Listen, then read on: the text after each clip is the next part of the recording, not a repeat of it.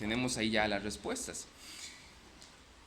Note que las preguntas están en tercera persona, pero las respuestas en primera persona.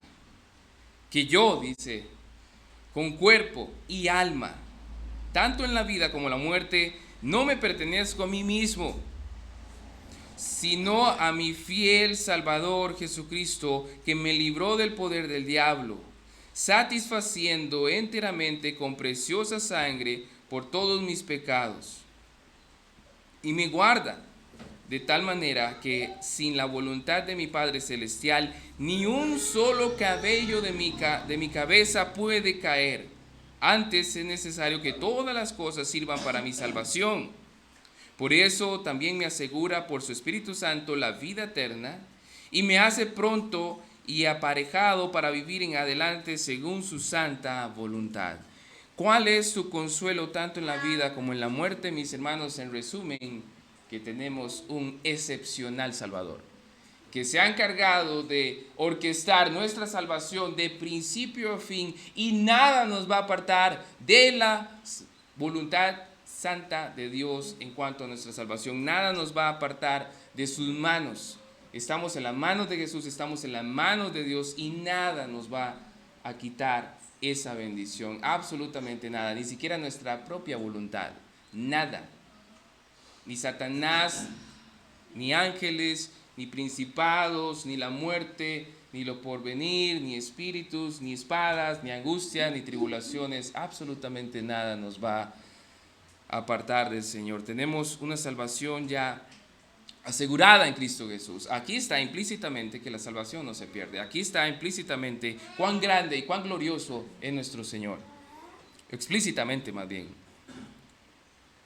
Y también vimos hoy a 8 cómo maravillosamente todos los cabellos de nuestra boca, de nuestra cabeza, ya están contados. Ya están contados. Y ni uno de ellos se va a caer. Ni uno. Si no es por la voluntad de Dios. Y eso es maravilloso. Es maravilloso. Haciendo este breve repaso, pasemos a la segunda pregunta. ¿Cuántas cosas debes saber para que, gozando de esta consolación, puedas vivir y morir dichosamente? Ojo a lo que apunta la pregunta.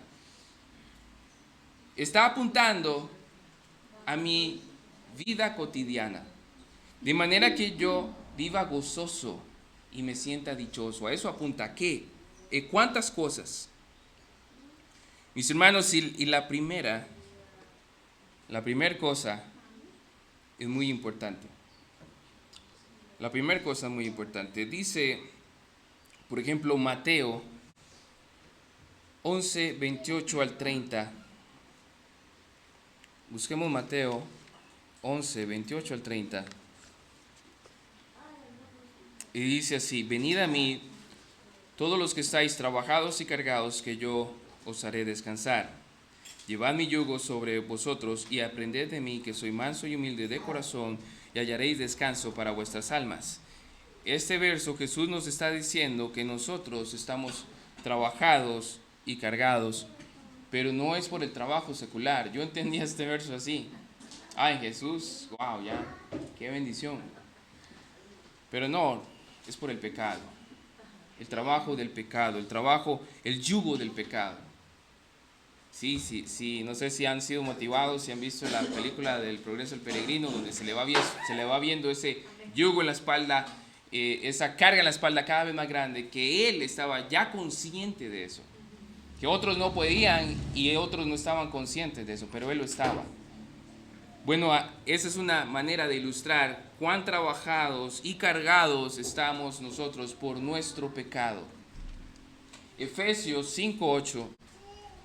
Vamos ahora a Efesios 5:8. Recordemos que esto es discipulado teológico, de manera que vamos a ver varios versículos. El 5:8 dice: porque en otro tiempo erais tinieblas, mas ahora soy luz en el Señor. Antes éramos ¿qué? Tinieblas, ahora somos luz en el Señor. Andad como hijos de luz, porque el fruto del Espíritu es en toda bondad, justicia y verdad, comprobando lo que es agradable al Señor, y no participéis en las obras infructuosas de las tinieblas, más bien reprendedlas. Hermanos, el verso 8, nosotros éramos tinieblas. De manera que, volviendo a la pregunta inicial, ¿cuántas cosas debemos saber para que gozando de esta consolación puedas vivir y morir dichosamente? La primera es, ¿cuán grandes son mis pecados? Vea, la pregunta está en tercera persona, la respuesta está en primera. Y yo espero que usted de verdad también pueda responder en primera persona y decir la primera respuesta: cuán grandes son mis pecados y mis miserias. Mis miserias. Cuán grandes son mis pecados y mis miserias. Y note algo, están presente perfecto. Hermano Roberto, cualquier cosa me corrige. Usted que es el experto en gramática. Pero está presente. O sea, siguen mis pecados siendo grandes y siguen mis miserias siendo miserables. Cuando yo me doy cuenta de que mis pecados siguen siendo grandes y que sigo siendo miserable, eso me llena de gozo y me llena de dicha, porque apunta de nuevo a la cruz. ¿Cómo yo sé que mis pecados son grandes y miserables? Bueno, cuando soy consciente de mi incompetencia. ¿Se acuerda? Habíamos abordado eso la otra vez. Hay gente que está inconscientemente, sabe, o está en un estado de inconsciencia de su incompetencia, porque no sabe cuán grandes son sus pecados y cuán grandes son sus miserias. Pero cuando nacemos de nuevo, ahora somos conscientes de nuestra incompetencia. Y lo que pasa es que cuando empezamos a crecer, depende la teología que abracemos, esa parte de consciente incompetente se nos puede olvidar o abandonar y empezamos a creernos o a estar en un estado de inconsciencia, competencia, en que yo me creo ya un querubín, ¿verdad? Pero no. O sea, el primer mandamiento, amar a Dios con todo nuestro corazón, con toda nuestra mente, con toda nuestra alma, eso me hace a mí estar consciente de cuán grande es mi pecado y cuán grande sigue siendo mi miseria. Porque no se puede, es imposible, mientras estemos en este cuerpo caído, en esta naturaleza caída, sí, ya somos regenerados, ya hemos sido salvados, tenemos el Espíritu Santo, anhelamos amar a Dios como Él se lo merece, hoy queremos santificar su nombre como Él se lo merece, pero mis hermanos, es imposible. A manera de ilustración rápida, nosotros estamos donde la suegra, nos fuimos anoche allá en Naranjo, y hoy me vine, yo dejé mis cosas listas, pero aquí en Grecia. Y llegué, y yo voy con tiempo, y vi a los hermanos, voy a hacerles ride, voy con tiempo. Cuando llego a mi casa me doy tiempo que ya me doy cuenta que mi tiempo ya no era como yo pensaba, porque se me han quedado las llaves en la casa en Naranjo. Entonces tuve que irme y venirme. Y entonces en esos momentos donde usted las cosas que quiere tener en control ya no están en su control, es un ejemplo de que nos cuesta amar al Señor con todo nuestro corazón, con toda nuestra alma y con toda nuestra mente. Yo iba ahí escuchando el Evangelio de Marcos, pero en ese trajín uno se afana, se estresa. Y la palabra de Dios dice, por nada estéis afanosos. Entonces si nos afanamos, si nos estresamos, pecamos. Un pecado respetable, como estamos hablando una vez el hermano Olger y yo y también allá, pecados respetables, que nadie ve, la envidia, la codicia, nadie los ve, ¿verdad? El odio en el corazón, el deseo de venganza, el deseo de que alguien no prospere, pero yo sí. Cosas que nadie ve, pecados respetables. Mis hermanos, cuando entonces yo veo, volviendo a la respuesta, la primera respuesta, cuán grandes son mis pecados y miserias. Mis hermanos, cuán grande entonces es el amor de Dios para nosotros, iglesia. Cuán grande es su misericordia, cuán grande es su salvación. Eso me lleva entonces a mí de tener siempre los pies en la tierra en cuanto a mi vida espiritual y estar agradecido y sentirme dichoso. Por eso es contrastante. Para el cristiano, el que ha nacido nuevo, lo entiende. Es de gozo y me siento dichoso saber cuán grande es mi pecado y cuán grande es mi miseria. ¿Por qué? Porque me lleva a la cruz. Cuán grande la obra de Jesús en la cruz y su amor por mí. Cuán inmerecida salvación yo tengo. Cuán inmerecida misericordia hacia mi alma. Entonces, ¿a qué me mueve? A vivir más bien en agradecimiento y en un más consciente pecado en mí, y más rápido quiero arrepentirme. Más rápido quiero arrepentirme. Entonces, tenemos una vida activa de arrepentimiento, una vida activa que entonces nuestro gozo está ahí, presente, creciendo, y nos sentimos dichosos. La segunda respuesta: ¿de qué manera puedo ser librado de ellos? ¿De qué manera puedo ser librado de ellos? San Juan 17:3.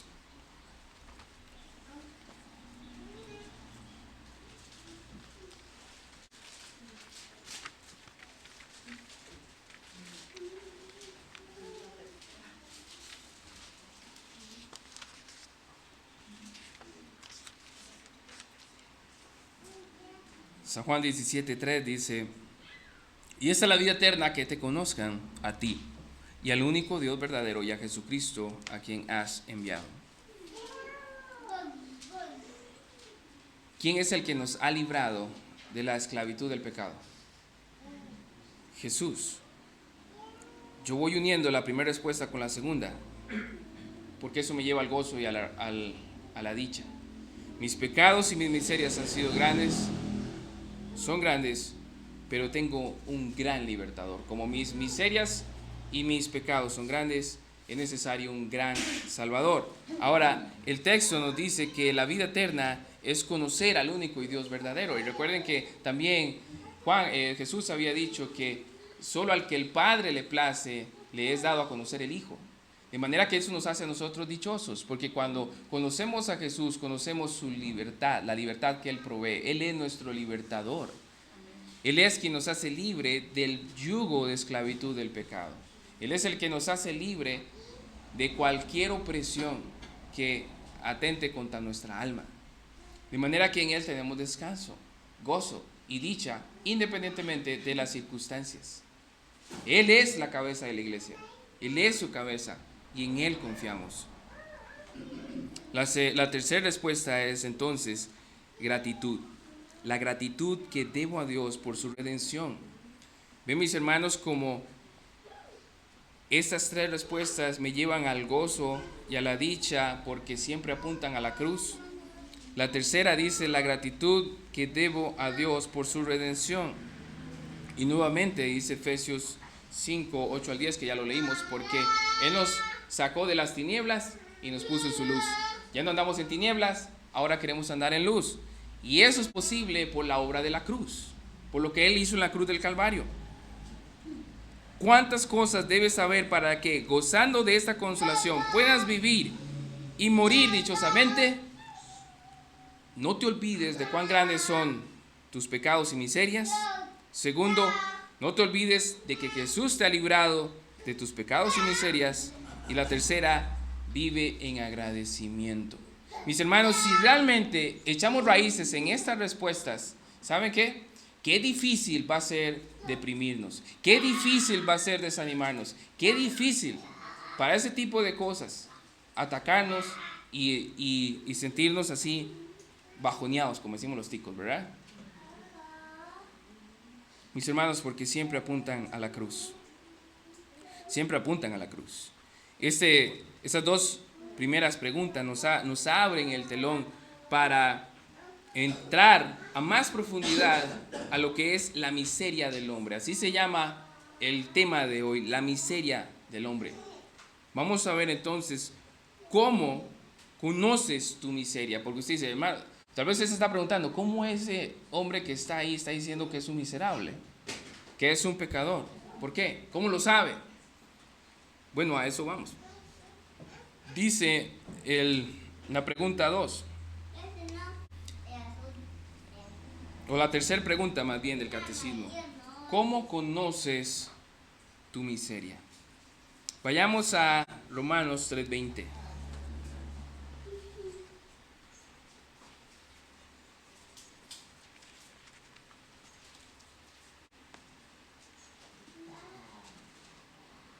tenemos, ¿sí?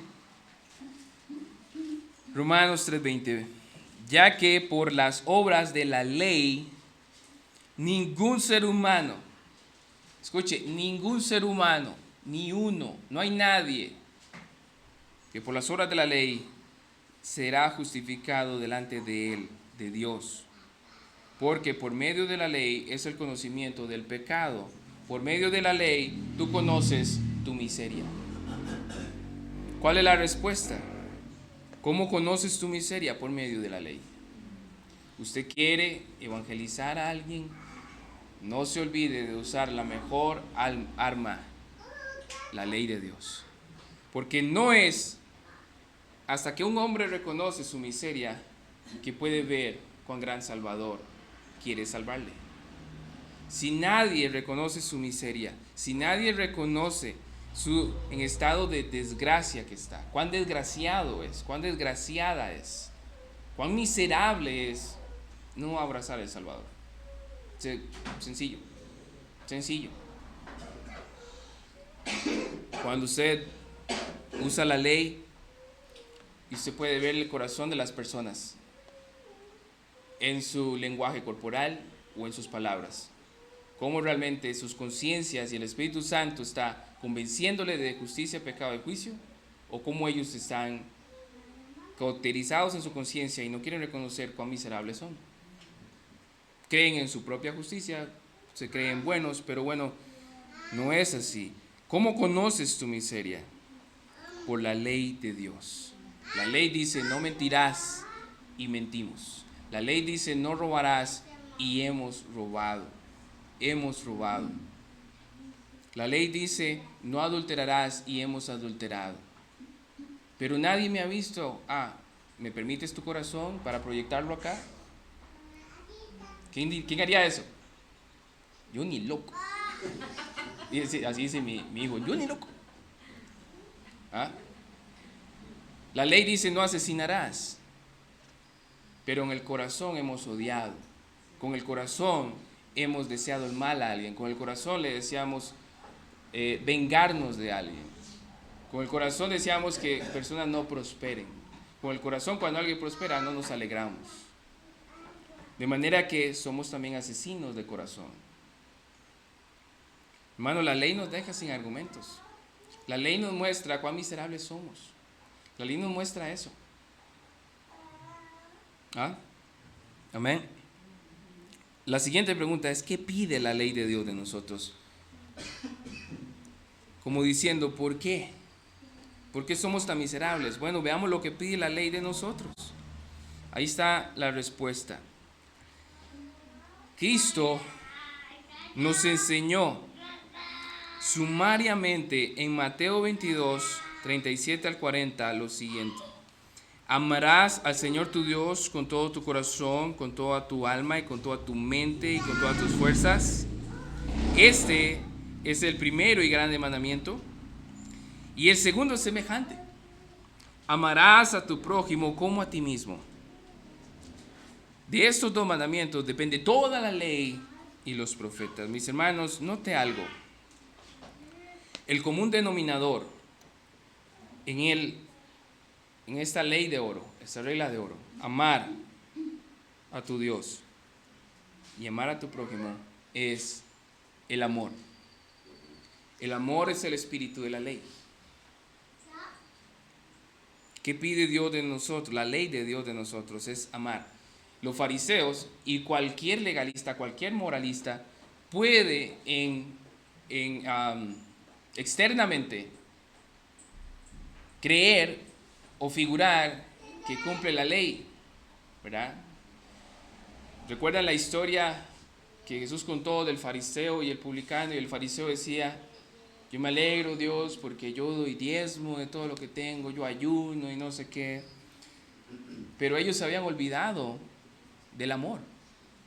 Habían puesto más leyes sobre las leyes de Dios. Y por ejemplo, si había gente con familia necesitada, ellos le decían, no, eso es corbán.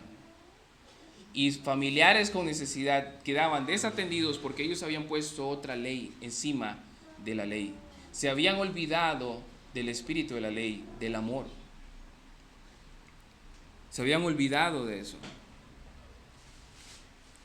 La persona que no ha nacido nuevo puede humanamente esforzarse, luchar, hacer todo lo que pueda por seguir la ley.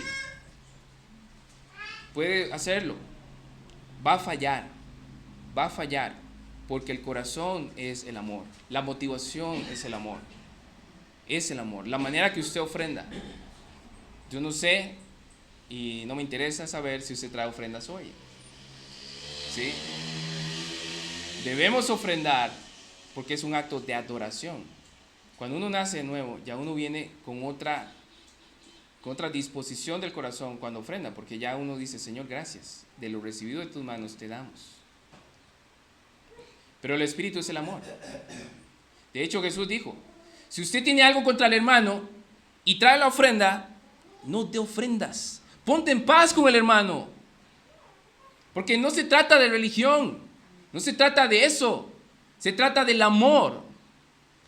Esa ofrenda no va a ser recibida. Eso nos enseña allá. Se trata del amor. Entonces, cuán miserables somos y cuán desgraciados a veces somos. Si no fuera por la gracia de Dios, seríamos unos desgraciados, unos grandes miserables. Por eso, hermanos, qué lindo esto, a mí me encanta, porque me apunta a la cruz. Señor, gracias, porque, wow, si no fuera por Cristo, si no fuera por lo que tú hiciste en la cruz, no podríamos agradarte en nada. Quedamos sin nada que ofrecer, sin nada que ofrecer. Pero como Dios nos cambió el corazón, como Dios cambió nuestro corazón, ahora entendemos que la ley debe obedecerse en el espíritu del amor, en amor. Cuando alguien va entendiendo eso, entonces volvemos al punto inicial. Me da gozo, me siento dichoso por la obra redentora de Jesús. Y cuán necesitado sigo siendo de Él, porque yo lo necesito. Hoy yo lo necesito más que ayer. Tú lo necesitas hoy más que ayer. Necesitamos de su gracia para con nosotros. Hoy más que ayer. ¿Qué pide la ley de nosotros? Bueno, que apliquemos el espíritu de la ley, el amor. ¿Puedes cumplir esto perfectamente? Es la siguiente pregunta. ¿Puedes cumplir esto perfectamente? No. No. Mi hijo de 5 años decía, no. Yo me sentí orgulloso. Yo deseaba haber sabido esto cuando tenía 5 años. Yo le decía a su amigo, mira, cuánto yo hubiera deseado saber esto cuando tenía 5 años. No, porque por naturaleza estoy inclinado a aborrecer a Dios y a mi prójimo. Esa es mi naturaleza. Esa sigue siendo tu naturaleza hoy y la mía ya, en este momento. Nuestra inclinación es esa. Es esa. Por eso Pablo en Romanos 6, exhorta, no presten sus miembros al pecado, no lo obedezcáis. Luego en el 7 él dice, recuerda, miserable de mí. Él se considera aún miserable de mí. Y Pablo ya había dicho, lo que quiero hacer, no lo hago. Lo que no quiero hacer, eso hago. ¿Quién me librará de este cuerpo de muerte? Y otra vez apunta Cristo, Cristo, Cristo. Porque por naturaleza estoy inclinado a aborrecer a Dios y a mi prójimo. ¿Quién de aquí muchas veces no tiene una lucha en tener tu devocional personal? ¿Quién no tiene una lucha en tener un tiempo de oración de calidad? ¿Cierto? En nuestra naturaleza sentimos a veces pereza espiritual, somos mediocres espiritualmente. Mis hermanos, esa es la inclinación. Esa es la inclinación nuestra. Nos inclinamos hacia ahí. Es el Espíritu Santo que nos dice, para aquí es, aquí, mira, no se vaya para allá, no se vaya para allá. Si no fuera por el Espíritu Santo. Y estos medios de gracia, el congregarnos, el exhortarnos. Mis hermanos, no podríamos. Dios ha dejado medios de gracia. Pero qué importante es conocer la miseria, nuestra miseria. Le recomiendo como una opción meditar en un poema de Rubén Darío, que de hecho se llama La Gran Miseria Humana. No sé si lo han escuchado, lo han leído, se lo recomiendo. Rubén Darío, La Gran Miseria Humana. Yo tenía un hermano en la iglesia bautista donde yo crecí.